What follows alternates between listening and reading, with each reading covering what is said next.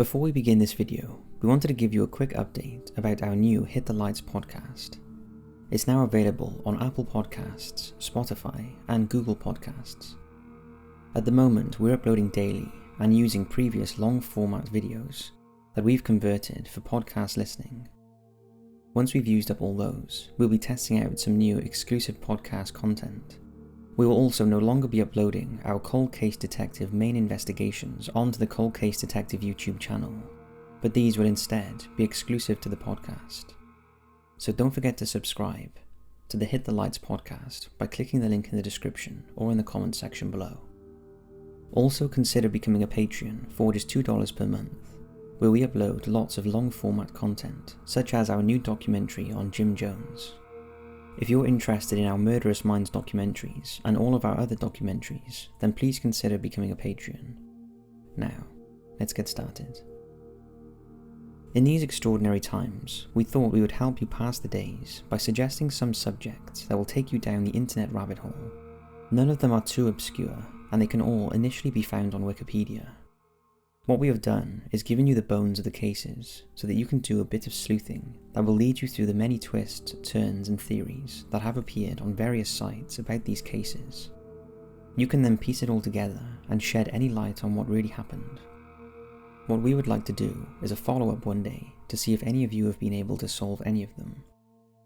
So here are 5 creepy Wikipedia rabbit holes that, believe me, will keep you busy for hours. The Disappearance of Jon Favreau. Jon Favreau lived in Howard Beach, New York, and he was a neighbour of Gambino crime family godfather John Gotti. The two families got on well, and Favreau's adopted son Scott was a friend of the Gotti children and even had sleepovers at their house.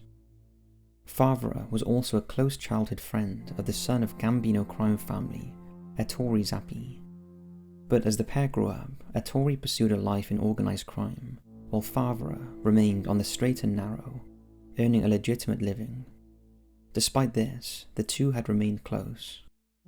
However, all this changed on March 18, 1980, when 12-year-old Frank Gotti, the youngest son of John, darted into the street on a motorised minibike from behind a dumpster. At the time, Favara was on his way home from work, and his car struck Frank and killed him. Everyone was devastated, but no charges were ever brought against Favara, as Frank's death was deemed as an unavoidable accident. But the Gotti family would not accept that. As far as they were concerned, Favara killed Frank, and in the months after the accident, the word murderer was spray painted onto Favara's car.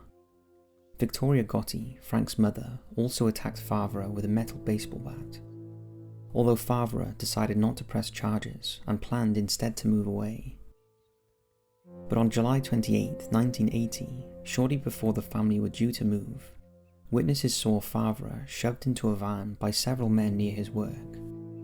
There were several accounts of his abduction, ranging from him being beaten with a baseball bat, shot with a silenced .22 caliber pistol, or both. What happened to him next, though, is unknown, although there are many theories. One report says that while still alive, Favara was dismembered with a chainsaw and stuffed into a barrel filled with concrete, then dumped in the ocean or buried on the chop shop lot.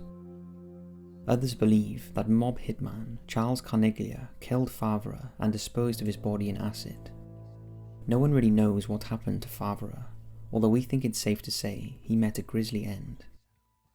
Soon after his disappearance, Favara's wife and 2 sons moved out of Howard Beach, and he was declared legally dead in 1983, despite his body never being located. However, in November 2004, informants led the FBI to excavate a parking lot in New York City, suspected to be a mob graveyard, and the site of Favara's body. While 2 bodies were found, Favara's was not. When questioned by 2 detectives on Favara's disappearance, John Gotti said, "I'm not sorry the guy's missing. I wouldn't be sorry if the guy turned up dead." His wife Victoria mirrored this by saying, "I don't know what happened to him, but I'm not disappointed he's missing. He killed my boy." But because Favara's body has never been found, and with its links to the mob, the case has spawned various theories about what really happened to Favara and where he lays now. With this case, Wikipedia is just the start of a very long and winding rabbit hole that will frustrate you all the way, and despite various internet sleuths wading in on the investigation, the case still remains unsolved.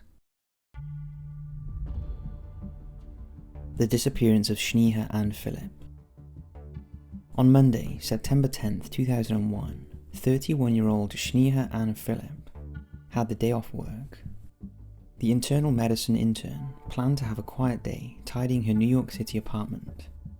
Her husband Ron said goodbye to her and left for work at around 11 AM. At about 2 PM, Sneha spoke to her mother through Facebook Messenger, on and off until 4 PM, when she signed off to do some errands. After dropping off some dry cleaning, Sneha headed to Century 21, a discount department store close to the Twin Towers. She used her husband's American Express card to buy some clothes, lingerie, and bed linen. She also purchased 3 pairs of shoes. When Ron came home from work that evening, his wife wasn't there. This wasn't unusual, as she often stayed out all night, often without telling him. However, when he woke up the next day and she still wasn't home, and he hadn't heard from her, he was a little annoyed, and intended to have a stern word with her when she did eventually turn up. As Ron headed into work that morning, he would have no idea what was about to unfold in the city he called home. Soon after he arrived at the Jacobi Medical Center, where he worked as an emergency room intern, the news started to filter through that a plane had struck the North Tower of the World Trade Center. Ron immediately called home, but Sneha didn't answer, and as she didn't have a cell phone, he left several messages on the answer machine, but she never called back. At 3 PM, Ron hitched a ride back to his apartment in an ambulance to look for Sneha, but the journey amidst frantic traffic took 6 hours. It was 9 PM before he reached their apartment, but the front doors wouldn't open due to an electricity failure, so he couldn't get in. Ron spent that night on a friend's couch with no idea where his wife was. When he finally entered their apartment, grey soot coated every surface, but there was no sign of Sneha or any evidence she had returned there. Just the tiny paw prints of the couple's 2 cats could be seen in the dust. After her disappearance, Sneha's family did their own investigation and eventually began to accept that she most likely perished in the 9/11 terror attacks. They even strung together a theory based on the small circumstantial pieces of evidence a private investigator had uncovered, that maybe Sneha went out for drinks after she went shopping, and knowing Ron was working late, decided to spend the night at her friend's house instead. As she returned home the next morning, the first plane struck the North Tower, and using her medical experience, she rushed into the towers to help the victims. Her brother John took this theory one step further, when he concocted a scenario of her final moments, live on WABC, stating that he was on the phone to his sister and she told him she couldn't leave because people were hurt. She said, "I have to help this person," and that's the last thing I heard from her. This was a complete fabrication, as Sneha had fallen out with her brother and they hadn't spoken for weeks. The family's theory had a lot of holes in it, however the version of events was how Sneha's family wanted to remember her as a hero, and her name was added to the list of 9/11 victims missing. In the months following the tragedy, the family sought comfort in the special community of grief surrounding 9/11, and on the first anniversary of the attacks, her parents went with their 2 sons and Ron to a memorial in Poughkeepsie, where Sneha's name was read aloud as part of a tribute to local victims. They also routinely attended memorials and discussed their loss with others whose loved ones were heroes and martyrs. However, police investigations revealed a different story. They later uncovered a very different version of Sneha's life, one that makes her family very uncomfortable. Police reports and court records describe a life that was reeling out of control, with alcohol-related issues that saw her fired from her job. She'd also been involved in a dispute that landed her in court. Sneha was also experiencing marital problems and often stayed out all night with individuals not known to her husband, whom she met at various lesbian bars. According to the investigations, Sneha's indiscretions appeared to have reached breaking point in the months prior to her disappearance. A police report says that her brother John walked in on her and his girlfriend in bed, and that is why they weren't speaking. and her alleged struggles with depression, alcohol, and her sexuality spilled over into a new job as well. At the time of her disappearance, she was suspended for failing to meet with her substance abuse counsellor. On the day she disappeared, Sneha had a court date, where she pleaded not guilty to the charge of filing a false complaint. Ron went with her before he left for work, and the couple got into a big fight, and Sneha stormed out of court, leaving Ron behind. Then came another blow for the family, when in 2004, it was ruled that Sneha officially died on September 10, 2004, as set forth by state law 3 years to the day after her unexplained absence commenced. Her name, that was previously on the list of 9/11 victims, was removed. To date, police still do not know what happened to Sneha, but her secret double life and struggles with her dark side had cost her a job and damaged her marriage, and may well have led to her death the night before the terror attacks. Despite this, Sneha's family are still trying to shape her legacy and trying to prove that she died virtuously and a hero. Of course, there is still a slight possibility that she might be alive and living a new life somewhere, but the fact that Sneha left behind her glasses, passport, driver's license, and credit cards seemingly rules out this theory. Under New York law, establishing that a person died as the result of 9/11 requires clear and convincing evidence of the person's exposure to the attack. If the mystery is to be solved, it will likely be through DNA evidence or items of jewellery, although again, this has not turned up anything. We have not told the whole story of Sneha's disappearance, as it's too long to fit in this list, but if you want to look a little closer at the case, Wikipedia is a great start, and Reddit in particular has a dedicated thread to this case. The mystery of the Toynbee tiles. Toynbee tiles, as they have been named, have been found embedded in the roads and pavements of several major American cities since the 1980s. But what is their purpose? What do they mean? And more importantly, who put them there? While no one seems to know, and trying to find out will lead you down a confusing rabbit hole full of cryptic clues and theories. Since the 1980s, several hundred tiles have been discovered. They are generally about the size of an American license plate, but sometimes considerably larger. They contain some variation of the following inscription. Some of the more elaborate tiles also feature cryptic political statements or urge readers to create and install similar tiles of their own. The material used for making the tiles was initially unknown, but evidence has emerged that they may be primarily made from layers of linoleum and asphalt crack sealant. The first tiles were discovered in Philadelphia, but since then they have also been seen in several other cities, including Pittsburgh, New Jersey, Chicago, Boston, Washington DC, New York City, and even South America. However, in 2011, the installations appeared to stop, and many speculated the original tiler had maybe fallen ill or even passed away, or that they had become unnerved by the attention caused by a 2011 documentary called Resurrect Dead: The Mystery of the Toynbee Tiles, a film that presents evidence that a reclusive Philadelphia resident, Severnio Werner, was responsible for the tiles. However, whatever the reason, in the last few years, new tiles have started to appear again in New York and Philadelphia. The tiles are generally laid in the summer months, and it's believed that after the design is created, the tiles are wrapped in tar paper and then put into position and stuck to the ground with asphalt sealant. The weight of car and foot traffic combined with heat help to gradually fuse each tile to the street and wear down the tar paper, revealing the messages and images carved into them. No one is certain about the length of time it takes for a tile to fully adhere to asphalt, given that there's no telling exactly when one has been laid. But given the material used, it's assumed the installation can take 2 weeks to a month to complete. Followers believe that the original tiles are created by one person, and that they are laid simply by being thrown out of a hole in the floorboard of a car, a theory that was suggested by Resurrect Dead. This could explain the puzzling placement of some tiles, and could be the reason no one has ever laid eyes on the tiler. Toynbee tile spotters is a thing, and enthusiasts share locations and blogs on ones they have found, as well as theories on the cryptic messages found on them.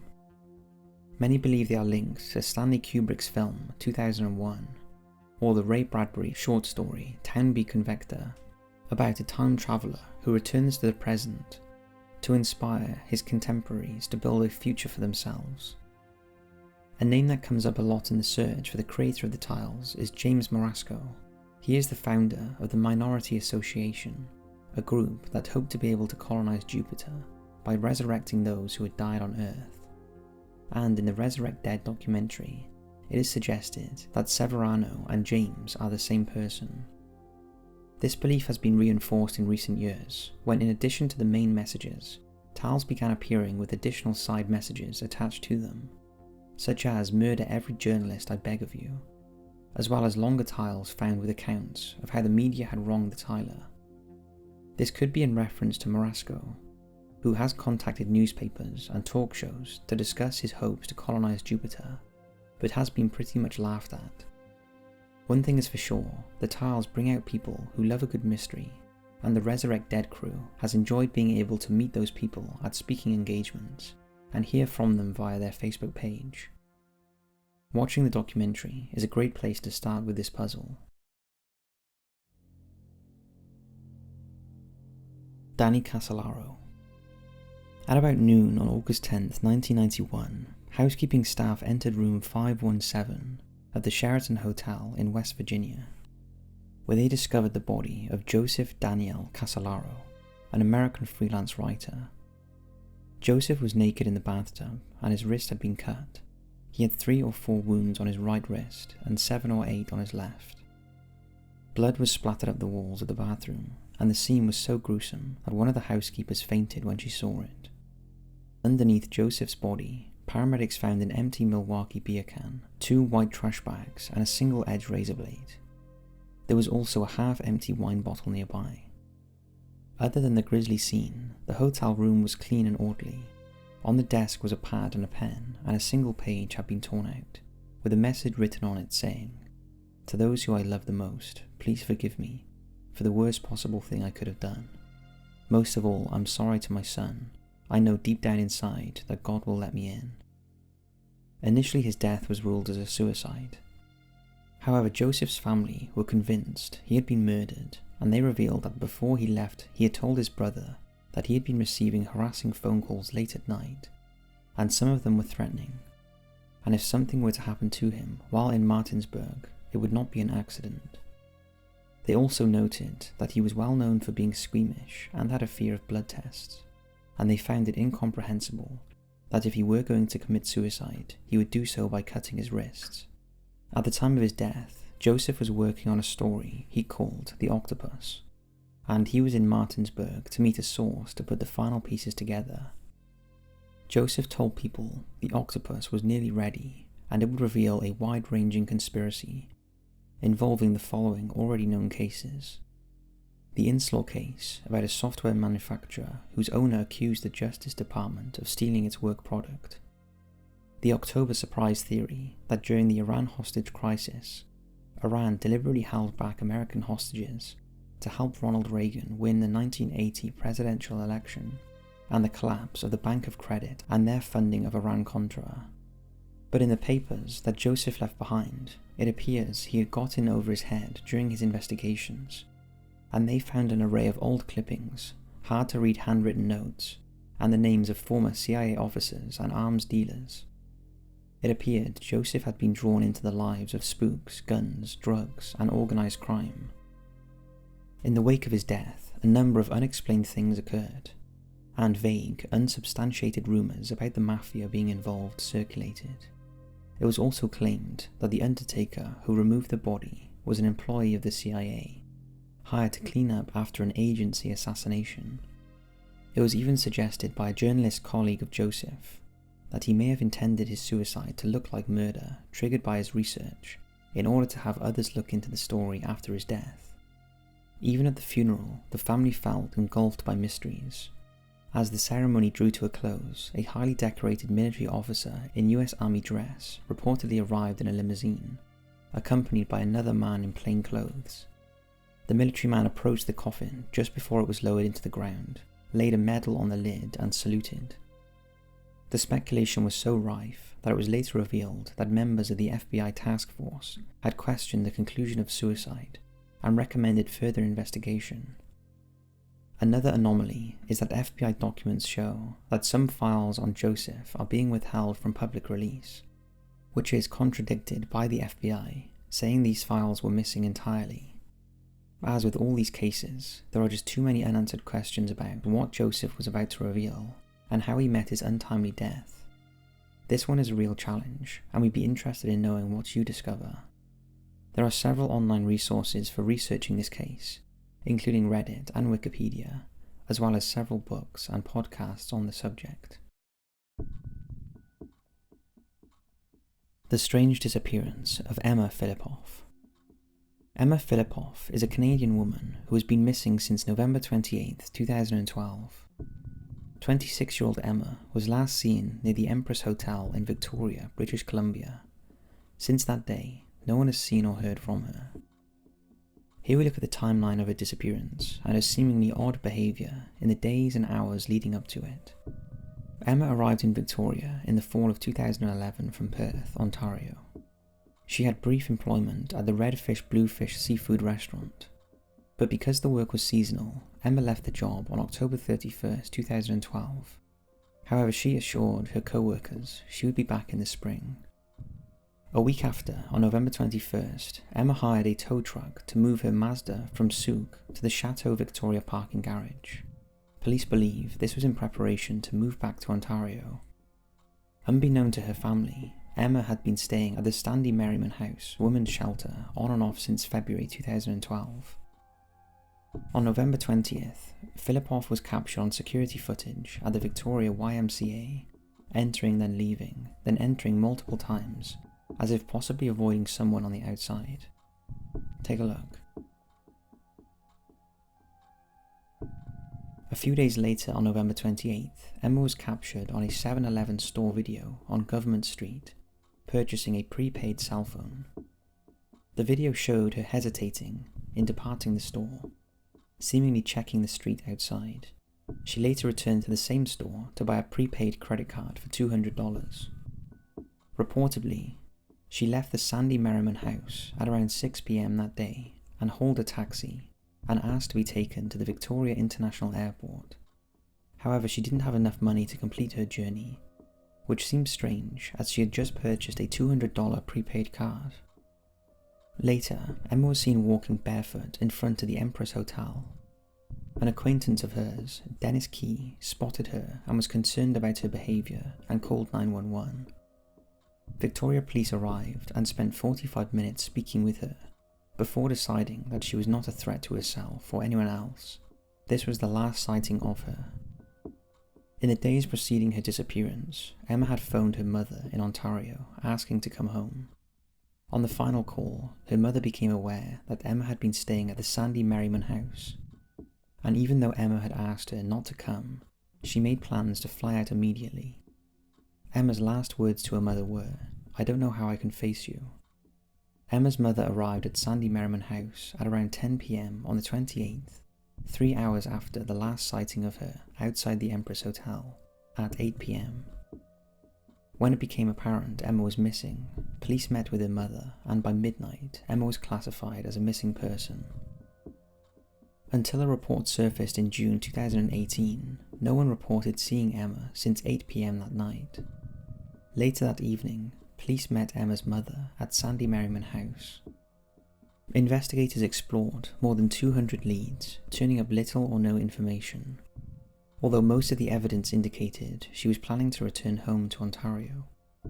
Although there was no proof that she had ever left Victoria, the cell phone she bought was never activated. The prepaid card was allegedly found on the side of the road near the Huandi Fuka Community Centre, north of where she disappeared. It was found by a stranger whose use of the card to purchase cigarettes was tracked by police. Her red 1993 Mazda MPV was found in the Chateau Victoria parking lot with almost all her belongings in it, including her passport, library card, digital camera, clothes, a pillow, assorted ornaments, laptop, and recently borrowed library books. It's believed she used the van as storage. During her time in Victoria, Emma wrote extensive poems about her time there. None of them indicated that she was being stalked, although some indicated she was depressed, although experts believe she was not suicidal. However, the Sandy Merriman staff told Emma's mother that her daughter required both physical and medical intervention. No new leads turned up until May 2014, when it was reported that Gastown, Vancouver business owners Joel and Laurie Sellen witnessed a man in their store throwing out a $250,000 missing reward poster for Emma. The pair said that the man said, "It's one of those missing person posters, except she's not missing, she's my girlfriend. And she ran away because she hates her parents." The Sellens immediately called the police, but despite security video capturing an image of the man, he is yet to be identified.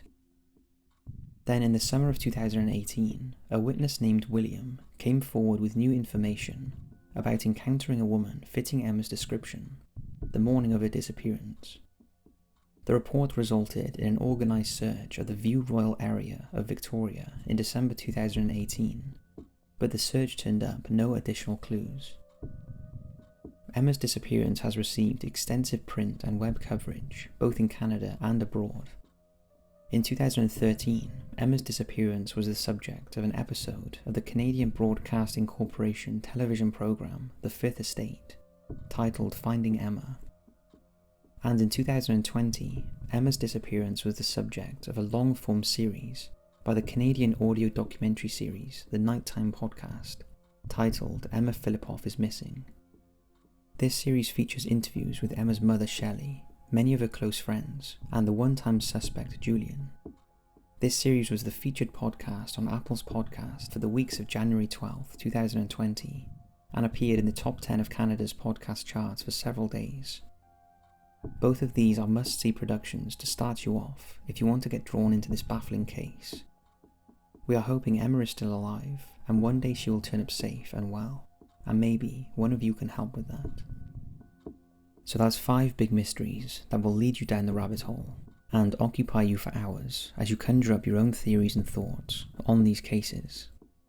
Thanks for watching, stay safe, and as always, we'll see you in the next video.